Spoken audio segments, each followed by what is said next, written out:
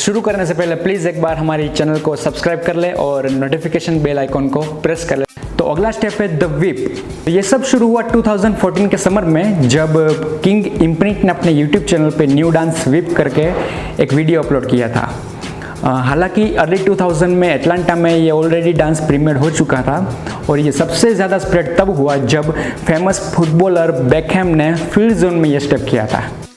इस स्टेप में सबसे पहले लेफ्ट नी को जंप करके ऊपर करना है, फिर वापस जगह पे रख देना है। वैसे ही राइट नी को जंप करके ऊपर करना है एंड वापस जगह पे रख देना है। हैंड मूवमेंट्स में ऑपोजिट हैंड शोल्डर के पास ले जाके सामने की तरफ ले जाना है, जैसे हम पंच कर रहे हो वैसे ही सेकंड साइड शोल्डर के पास ले जाके सामने। बस इतना याद रखना है, जब हम सामने हाथ ले जा रहे हैं तब बाउंस भी कंटिन्यू हो। बाउंस करते करते हाथ को सामने की तरफ ले जाना है।